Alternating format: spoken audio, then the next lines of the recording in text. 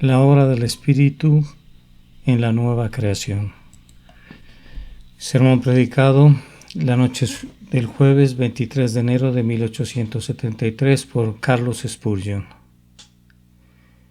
Y la tierra estaba desordenada y vacía, y las tinieblas estaban sobre la faz del abismo, y el Espíritu de Dios se movía sobre la faz de las aguas. Génesis capítulo 1 y versículo 2. No podemos decir cómo revoloteaba el Espíritu de Dios sobre esta vasta masa acuosa. Es un misterio, pero es también un hecho, y es revelado aquí como algo sucedido en el propio comienzo de la creación. Incluso antes de que Dios dijera hacia la luz, el primer acto divino en acondicionar este planeta para la habitación del hombre fue que el Espíritu de Dios se moviera sobre la faz de las aguas. Hasta ese momento todo estaba informe, vacío, desordenado y en confusión. En una palabra, era el caos, y para convertirlo en esa cosa bella que es el mundo al presente, aunque es un mundo caído, era necesario que el movimiento del Espíritu de Dios se diera sobre él. No sabemos cómo obra el Espíritu sobre la materia, pero sí sabemos que Dios, que ese Espíritu, creó la materia y dio forma a la materia y afirmó la materia, y que Él librará todavía a la materia de la mancha del pecado que permanece en ella. Veremos nuevos cielos y nueva tierra en los que la materia misma será levantada de su presente estado de ruina y habrá de glorificar a Dios, pero sin el Espíritu de Dios la materia de este mundo hubiera permanecido para siempre en el caos. Solo cuando el Espíritu llegó, la obra de la creación comenzó. Pretendo usar ese hecho esta noche viéndolo desde un punto de vista espiritual. Es un hecho literal y no hemos de considerar este capítulo de Génesis ni ninguna otra parte de Génesis como una mera parábola. Pero habiendo expresado esto, creemos ahora que podemos decir que estos hechos reales pueden ilustrar la obra de Dios en la nueva creación, y nuestro pensamiento principal en este momento es que la obra del Espíritu Santo en el alma del hombre es comparable a su obra en la creación. Así como en los diversos libros de un mismo autor se pueden rastrear las expresiones idiomáticas del escritor, y así como en muchas pinturas de una gran artista y ciertos toques que delatan la misma mano, así también vemos trazas de la misma mano tanto en el grandioso libro de la naturaleza como en el libro de la gracia, y en este grandioso cuadro de belleza material podemos ver el oficio de este mismo maestro artista que ha trazado líneas y curvas de belleza espiritual en las almas de los redimidos. Primero voy a procurar establecer un paralelo entre la obra del Espíritu en la antigua creación y en la nueva. Y primero quiero recordarles que así como el movimiento del Espíritu Santo sobre las aguas fue el primer acto en la obra de los 6 días, así la obra del Espíritu Santo en el alma es la primera obra de la gracia en dicha alma. Podrían haberse escuchado 1000 sermones sin que hubiese ninguna obra eficaz en el alma, hasta que el Espíritu de Dios llegue allí. Los domingos podrían haber pasado sobre la cabeza del hombre durante 50 años, y en cada uno de esos domingos ese hombre podría haber asistido con mucha frecuencia a la casa de Dios. Pero no hubo nada hecho salvadoramente para él si el Espíritu de Dios no hubiera entrado en él y no hubiera comenzado a obrar en su alma.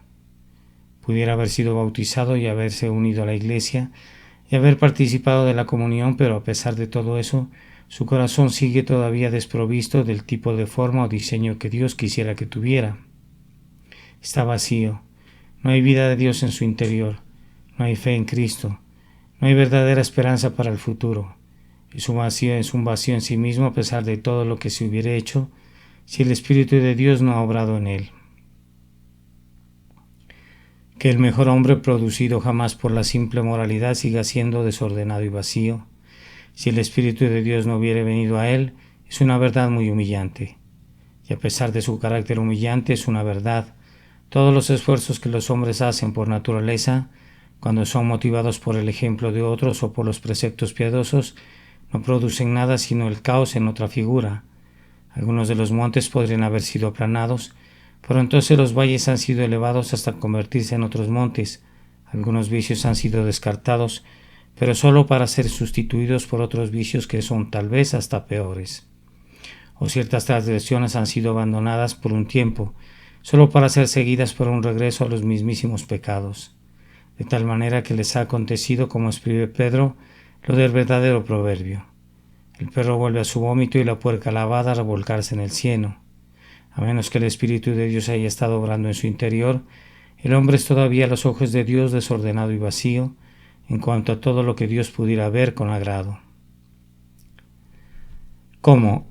¿Es así a pesar de que un hombre hubiera realizado grandes esfuerzos y hubiera hecho realmente lo mejor que podía? Sí, pues lo que es nacido de la carne, carne es. Aun cuando la carne hace lo mejor que pueda, su vástago más hermoso sigue siendo carne únicamente. El agua subirá naturalmente de nivel tan alto como su propia fuente, pero sin la ayuda de ninguna presión externa nunca subirá más alto, y la humanidad se alzará tan alto como pueda hacerlo la humanidad, pero nunca podrá sobrepasar ese límite mientras el Espíritu de Dios no le hubiera impartido una fuerza sobrenatural. El que no naciere de nuevo, no naciere de lo alto, no puede ver el reino de Dios. El verdadero primer acto de la grandiosa obra de la nueva creación es que el Espíritu de Dios se mueve sobre el alma como se movió sobre la faz de las aguas. La segunda cosa que les pido que noten es que el hombre mismo no contribuye para nada en esta obra.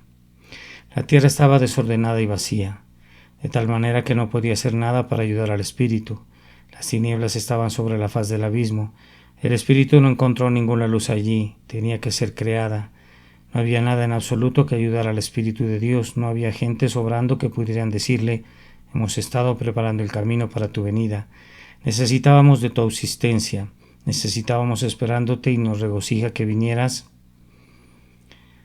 Estábamos esperándote y nos regocija que vinieras para completar la obra que nosotros hemos comenzado. No hubo nada de ese tipo, y por muy triste que sea esta verdad, en el hombre no regenerado no hay nada de ningún tipo que pueda ayudar al Espíritu de Dios. El corazón del hombre promete ayuda, pero engañoso es el corazón más que todas las cosas y perverso. ¿Quién lo conocerá? La voluntad tiene una gran influencia en el hombre, pero la voluntad en sí misma depravada es.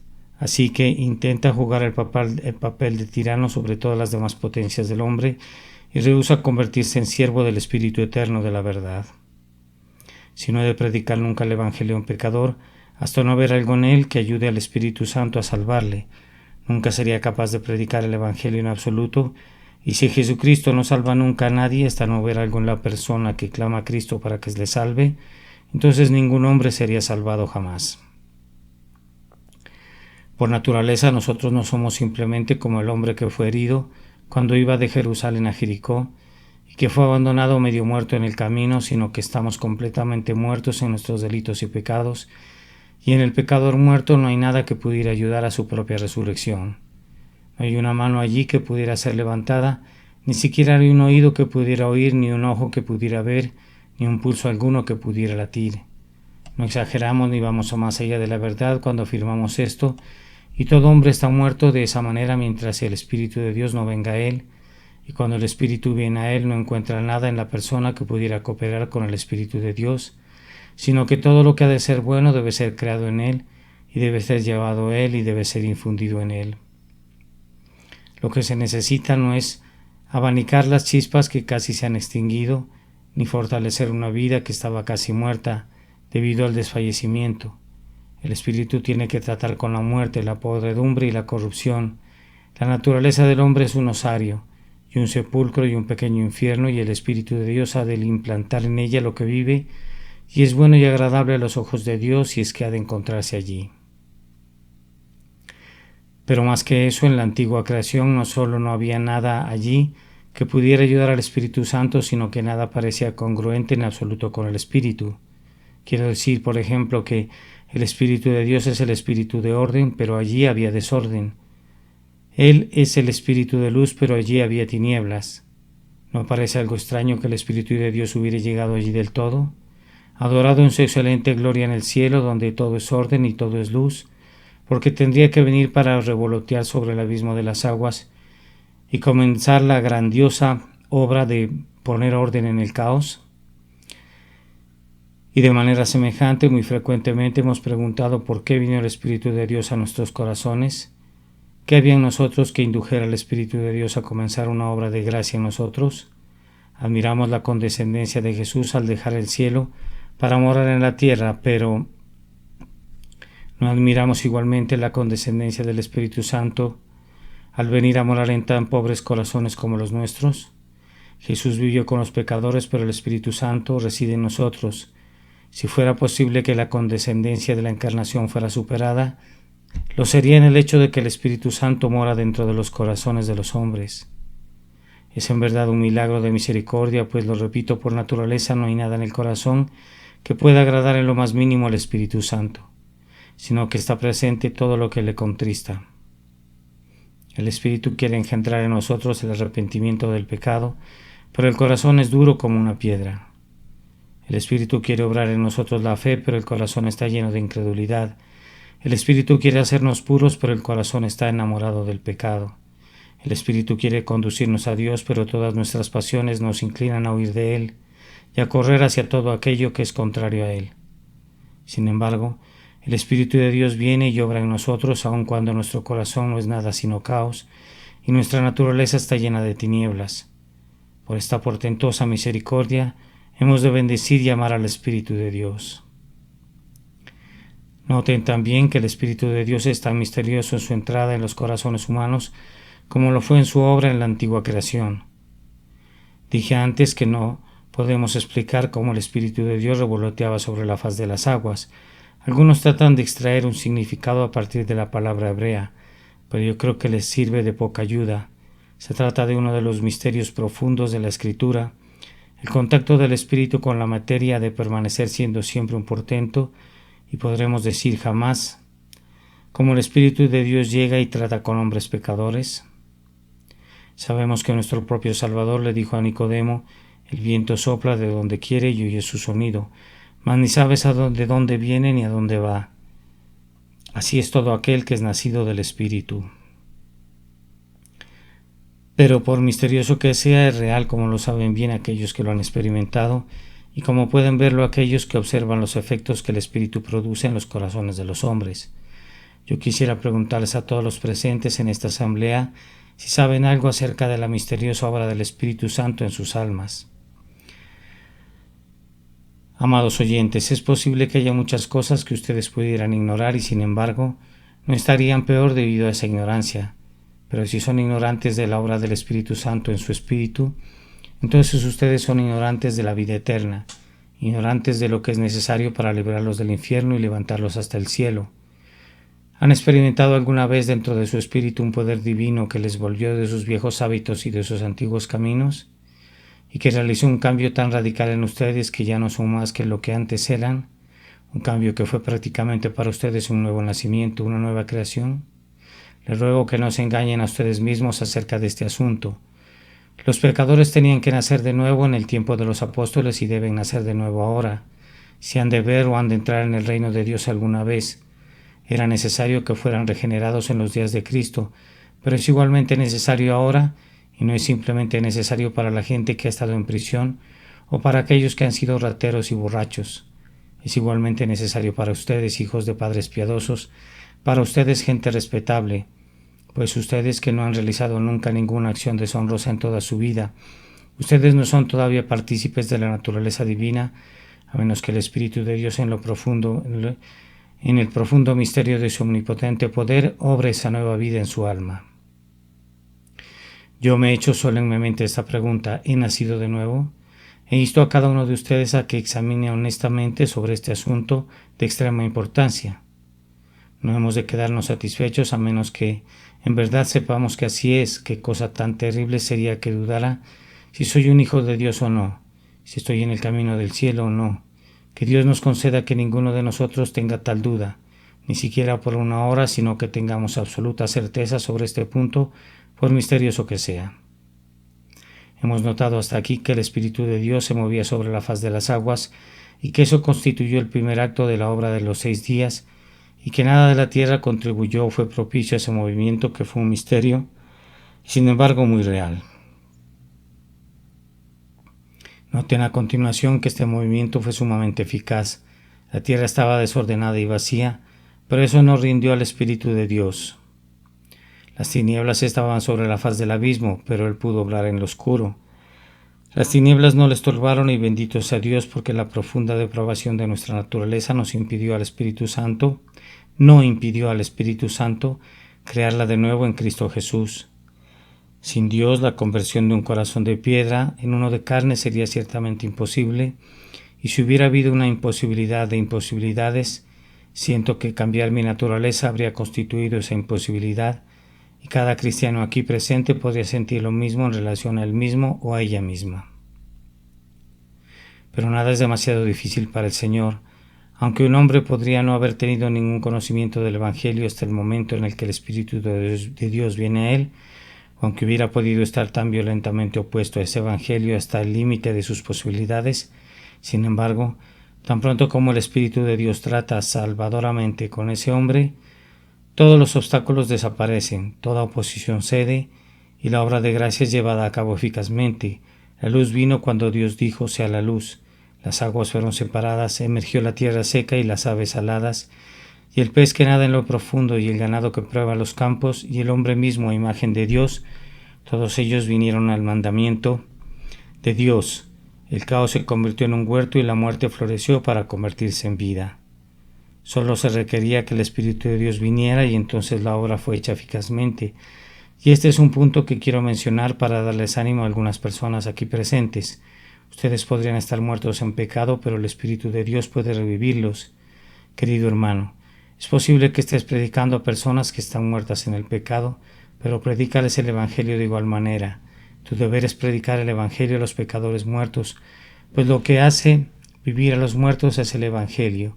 Si tuviéramos que buscar alguna bondad natural en el pecador antes de que le prediquemos el Evangelio, no le predicaríamos nunca, pero tenemos que ir a él donde esté, cubierta su alma de tinieblas y rodeado por todos lados de ruina y confusión, y mientras nosotros predicamos la palabra, el Espíritu de Dios la acompaña con poder salvador, y el hombre revivido y hecho imagen de Dios.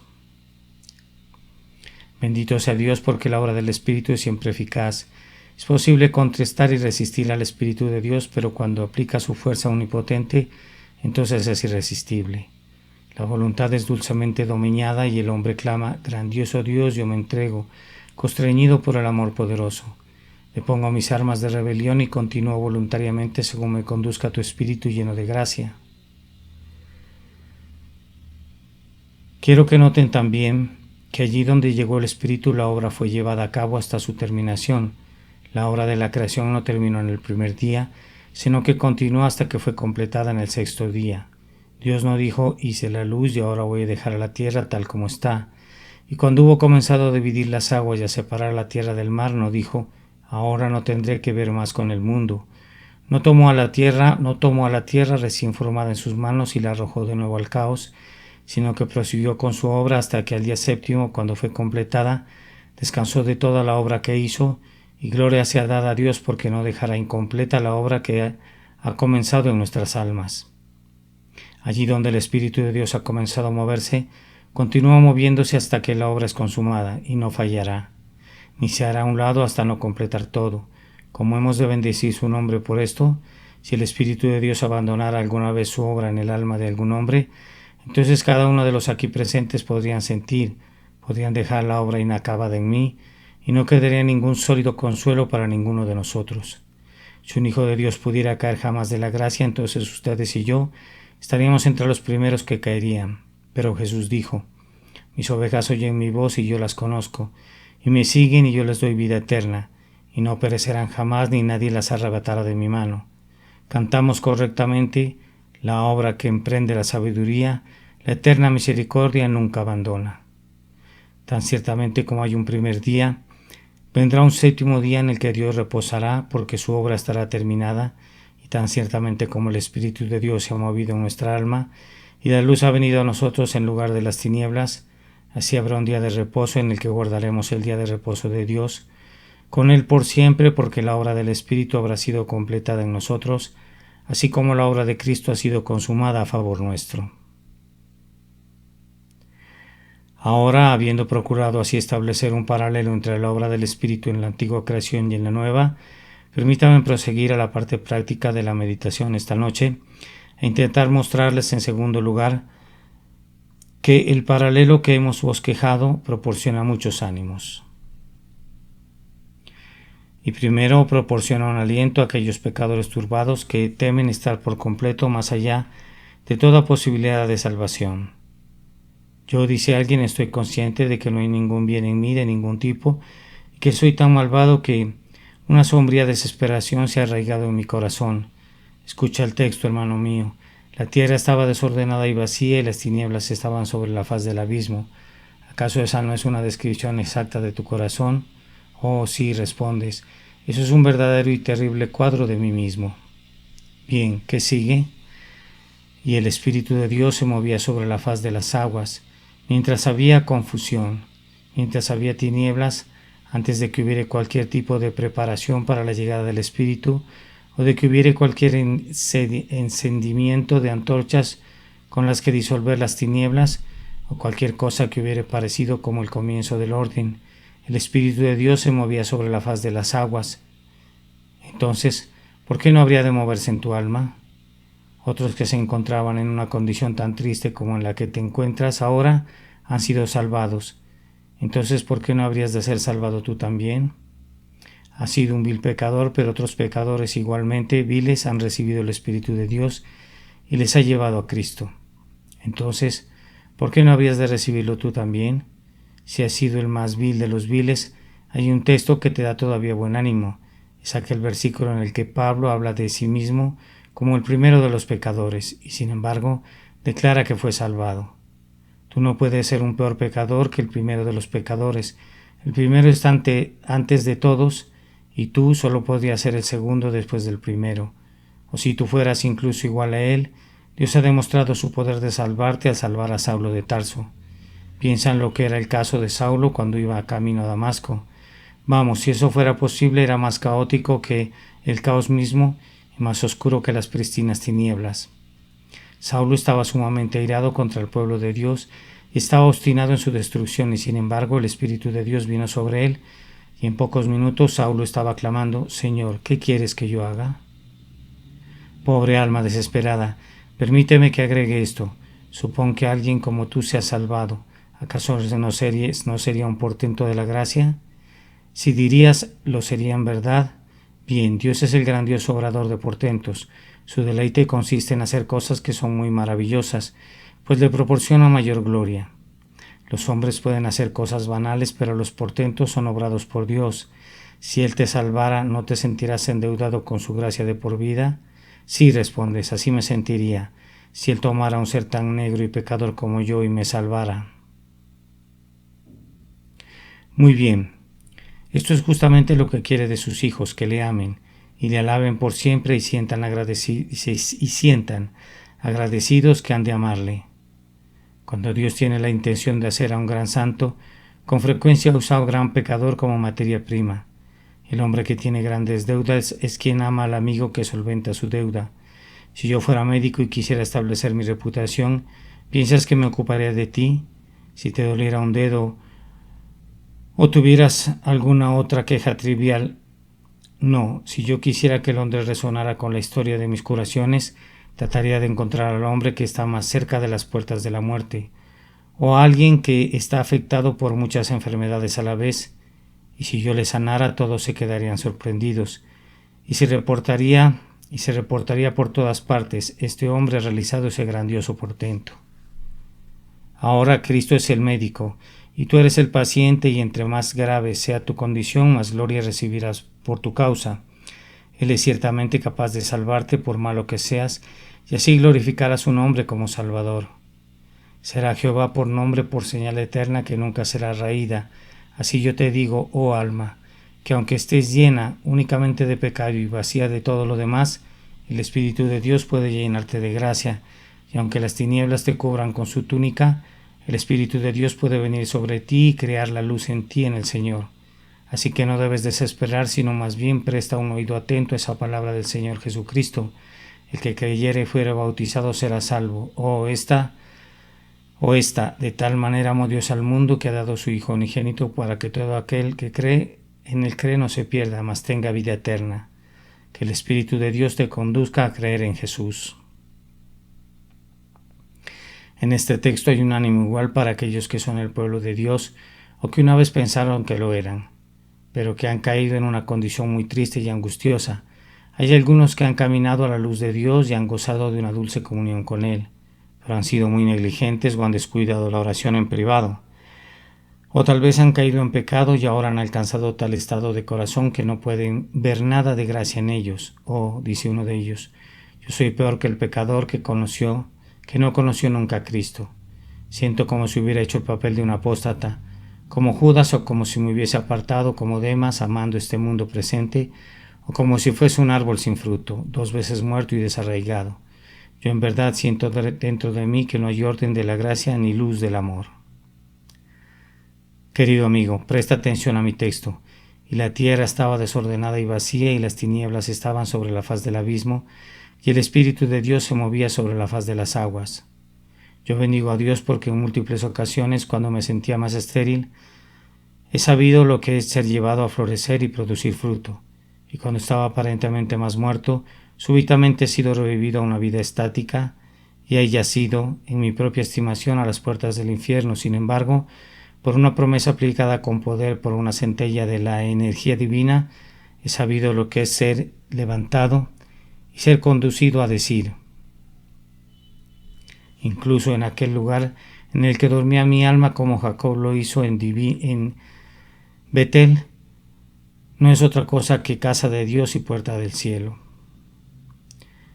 ¿No ha tratado así con frecuencia el Espíritu de Dios con ustedes, santos experimentados, que conocen cuáles son los altibajos de la vida cristiana?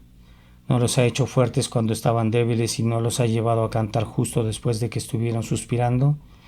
¿Y no ha hecho que las aguas estuvieran más calmadas justo después del huracán?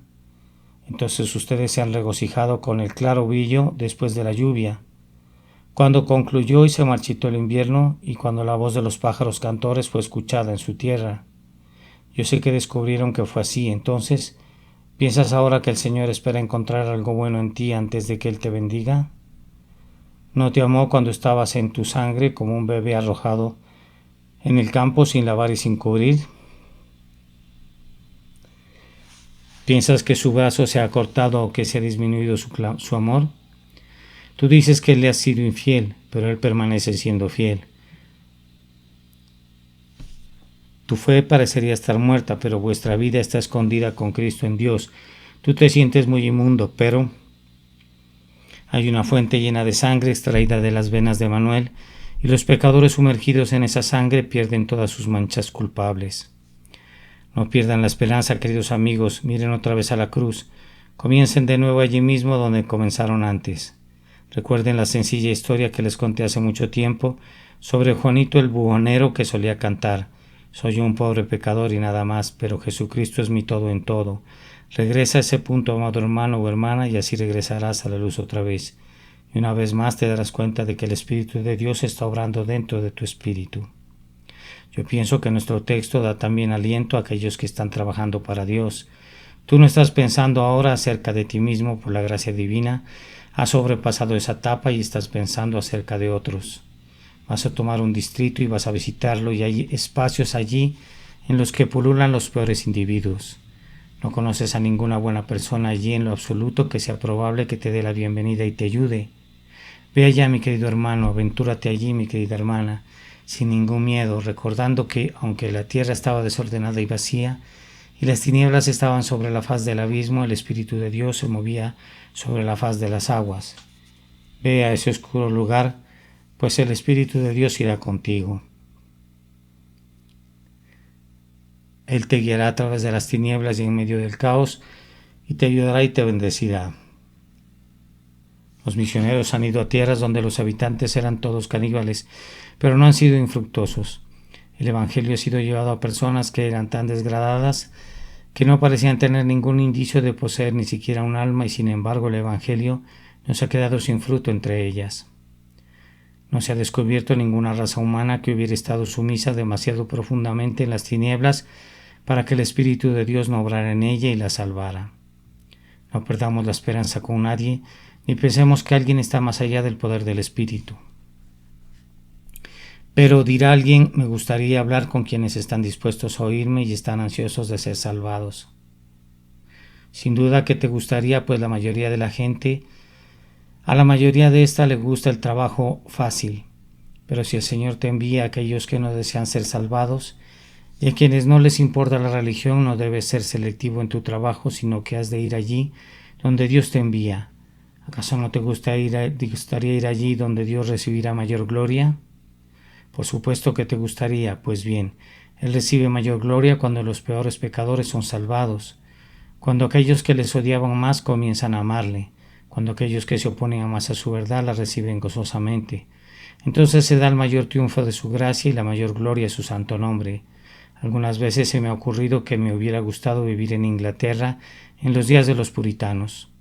Debe de haber sido un gran privilegio haber oído a algunos de esos viejos maestros de teología predicando el Evangelio y haberse mezclado con las santas multitudes que adoraban a Dios en aquellos días cuando esta tierra era un verdadero paraíso.